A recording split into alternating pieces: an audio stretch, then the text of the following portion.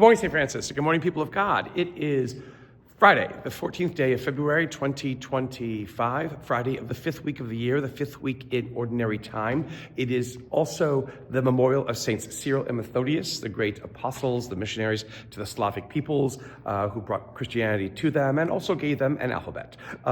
Today is also St. Valentine's Day, hence the red bowler. Although St. Valentine is in the list of Roman saints, again, Cyril and Methodius kind of kick him out because there's more evidence of them existing than there is of Valentine existing. And Cyril and Methodius did a little bit more, it seems, than Valentine did. Although Valentine seems to have been a martyr, whatever it is. How does he get connected with hearts and red roses and things like that is anybody's guess in many ways.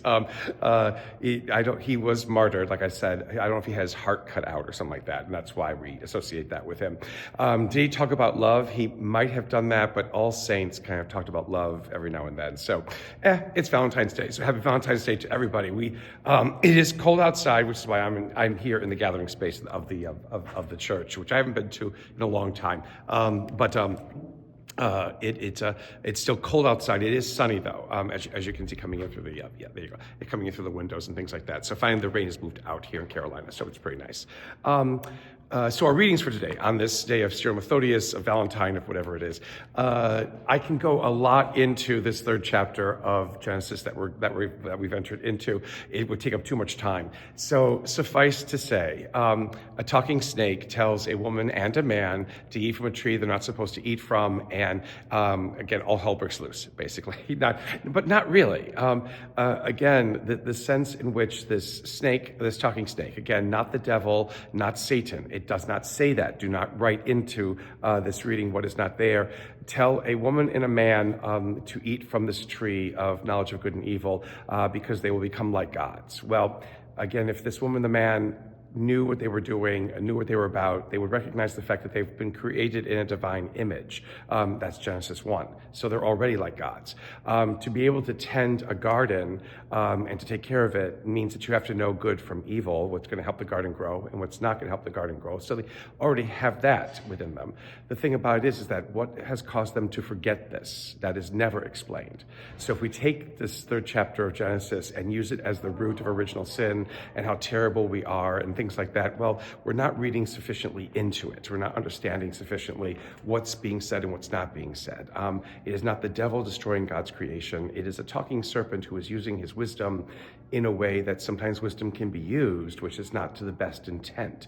And it is, unfortunately, this man and this woman who are basically forgetting who they are and all of a sudden being embraced with fear rather than fuller understanding of who and what they are, and they go and hide themselves in bushes.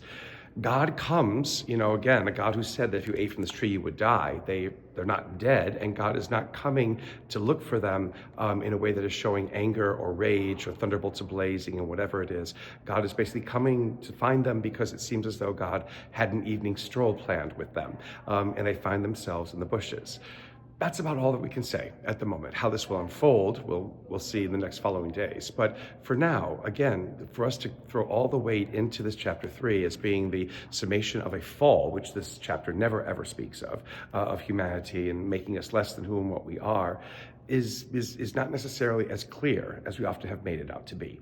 And we'll just leave it at that for the moment.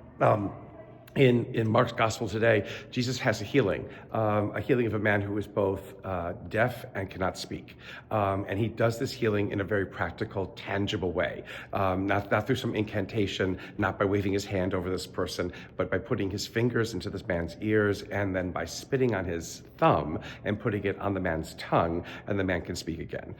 This very tactile way in which Jesus heals. He tells people not to talk about it, they do, and he can't do much else after that because everybody's looking for the special effect. But the people speak wonderfully about him. They talk about him, they praise him, everything else like that, because he's done all things well. Well, he does all things well because you've gotten diversions and entertainments. He is not, once he starts talking about the challenges, once he starts telling people that they need to be more loving and kind, well, they're not going to think that he's speaking such great things anymore. They're not going to be thinking that he does all things well because he's getting to the heart of who and what we are and who we need to be as human beings. Sometimes when it comes to faith, all we want is a special effect. We don't want to be challenged into becoming the people that God needs us to be. And yet that is the mission of Christ. That is who we're called to be, and that is where the true strength of our faith lies. A blessed day, St. Francis and people of God. A happy Valentine's Day. May the Lord give you his peace.